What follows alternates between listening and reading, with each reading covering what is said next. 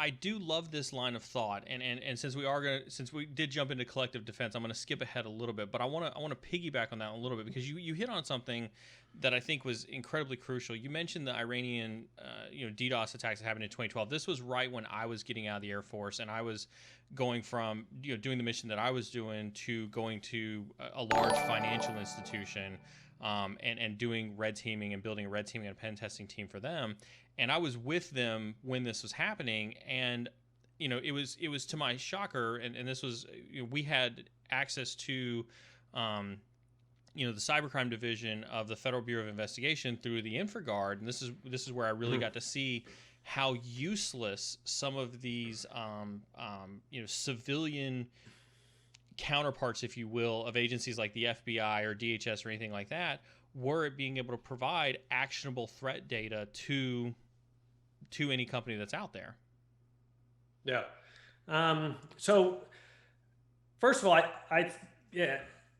ISACs, I think hopefully most people are familiar with that. The Information Sharing and Analysis Centers, there's ISAOs, organizations, there's the FSR. So there are a number of sharing constructs that are out there right now that are better than nothing, okay? But the problem is from what I've seen is it's very similar to what I saw in Cyber Command, where the J2, for people who aren't familiar, the way military staffs are organized, right? The J1's personnel, J2 is intel, J3 is ops, 4 is logistics, there'll be a test later, 5's plans, and 6 is where all the cool people is IT and cyber stuff, right? And so the 2 would just come in and I would call it vomit data on my desk, right? Just tell me all of the bad stuff. There's this Linux thing and there's this Windows thing. And what I need is actionable intelligence, right? I need to know who is after me, something that I care about, and I'm vulnerable, right? Because if you're after me and then you're after something that I care about, but I am pretty sure I'm not vulnerable, I'm going to keep an eye on you, but that's not the thing I'm going to get most excited about right now. So I want to know that nexus of where am I vulnerable in a place that'll really hurt me, and who has both the capability and the intent, right? And intent is impossible almost to determine, but who has the capability and intent to go after me? And the Holy Grail is finding the nexus of those two. So when you get into an effective collective defense approach, I believe that two of the things it does for you that is really important, and I think if you look back at your experience with the banks at that time, was to be able to see, let's call it the whole attack surface you're concerned about. Because just seeing your enterprise is nice, but wouldn't I like to see the other 10 or 12 or 15 or 20 banks in this case that are about my size that would probably similarly be targeted? And wouldn't I like to see the 2 or 3 or 4 events that happened to them over the last 24 hours, even if they blocked it, right? Even if they blocked it, I would like to see the metadata about that so I could look at it and go, holy crap, if that happened to me, I would have got whacked. Let me go change something, right? That's how you get to actionable intelligence, because of all the bad crap that could happen to you. This thing has been going on for the last 24 hours. It's been impacting people that look like you. And now you know that this is something I should pay attention to. And so to me, that's this really fundamental tenet of this that goes back to that public-private sharing. It goes to, within sectors. It goes to people in your supply chain. It's that visibility and that ability to share in real time what's going on that helps you get to actionable threat intelligence. Isn't that what the ISACs were supposed to be when they started up? Well, I think that's still their intent, but they just don't have the technology. First of all, they don't have any way to get real-time visibility over, for instance, their one of the things that we're encouraging and working with is to give the ISACs, through some technical capability, an ability to see their members, to see what activity is going on. And as you can imagine, based on the roots of our company, very critical to share that information in a way that completely anonymizes the source. What we want is the metadata, the information about the behaviors. What kind of beaconing is it? What kind of DGA algorithms? Those kind of things, so that that information can be in a shared place. And then if I was an ISAC and I'm looking at this, this picture, right, of this collection, whether it's the energy ISAC or the financial services or the retail or the healthcare or whatever it is, wouldn't it be nice to have some analysts that are just focused on looking at the big picture, what's going on with that whole sector? Because each one of those companies has their own picture, and that's really what they're focused on. And then they're going, oh yeah, what else is going on in the sector? To me, the next step, ISAC 2.0, is when they've got a technical way to see what's going on in the sector, that maybe they have some more time than the individual companies do to interact with the government, because most of them have classified arrangements with the government. And now to be able to get to a way where they can bring in some of that other insight and intelligence and look in there at how people are reacting to various events, and using that other information to be able to tap Neil on the shoulder and go, hey, that event that you haven't rated yet, or even better, that one you looked at and you thought was benign, take another look because of this information. And so to me, that's where the ISACs need to go.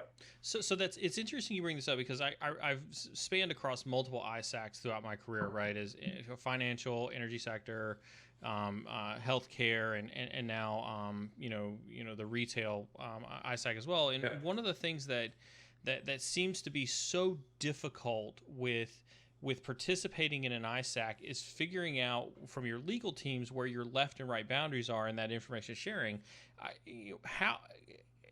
I guess I'm still skeptical, and you and I chatted about this, kind of the lead into this when we talked about this a little bit, right? I guess I'm still skeptical that we as an industry aren't ready to have a collective something that exists over top of multiple companies that collects all of this metadata, that then turns around and then reshares that metadata with, back to your conversation on liability, somebody that could ultimately hold us liable for something that we failed to do from a cybersecurity defense perspective. Yeah. Two things with that. Well, one, the CISA legislation, right, starts to provide some of those liability protections, but nobody relies on that. And all I can tell you is that the first set of companies that we got into this collective defense arrangement was several very large energy utilities. Okay. And we spent about 3 months with their lawyers working through this data anonymization technology, if you will, and what exactly would have to be stripped off and what would have to be the safeguards. And so step one, you're right. It's a lawyer thing. It's right. Get to an agreement on what data can be shared and what data cannot be shared. And then, as with any of these things, the policy people have to then be convinced that your technology solves the policy, right? I saw that all the time in the government. It was actually more on the IT side, where we've got a technology, but you've got to prove to the people that wrote the policy that this really complies with the policy. All right. So we had to get the policy, then we had to develop the technology. And all I can tell you is that we've built enough confidence where these customers do share this information, and they get other benefits from it, because now you have the operators interacting in real time, where you are looking at an alert and the same metadata that I am in this other company, and now we can collaborate on that. And maybe you're the more experienced guy and you go, okay, this is clearly benign, and I look at it and go, no, tell me why. And so they start to see additional benefits, because you're getting more capability, because you're crowdsourcing this work without having to bring any additional people online. And then additionally, the energy sector is extremely interested in sharing with the government. When I got out in the private sector, I saw several things, but one of the first things I saw was these companies it wasn't that they were hesitant necessarily to share with the government. It's that they didn't see the return, right? That's right. If I could use the term quid pro quo, right? they were okay with sharing, but there's a risk to sharing. There's an operational cost to sharing. And so they want to get something back for it, right? And so if you think about what I described with the ISAC, being able to look at that God's eye view to add value to that, imagine if I could bring in U.S. Cyber Command to look into these various collectives and to be able to provide information that allowed you to either, hey, you should be focusing here. Here's another piece of data that may make you think differently about this. That anonymization can work both ways. So So I agree with you 100%. I think some sectors are more prone, the energy sector, because they're sharing between the grids. They clearly see benefits that outweigh the risk in collective operations. And I think cybersecurity is just another one of those. Financial institutions are getting better, especially the ones below the very top. But a lot of the ones that are very big are like, hey, if Neil gets whacked, that's actually good for me, Exactly. but they do care about their supply chain or their value chain. So, pick a MasterCard or Visa or something. They may be very interested in all of the financial institutions that support them, for example. So there are a variety of ways to look at these collectives.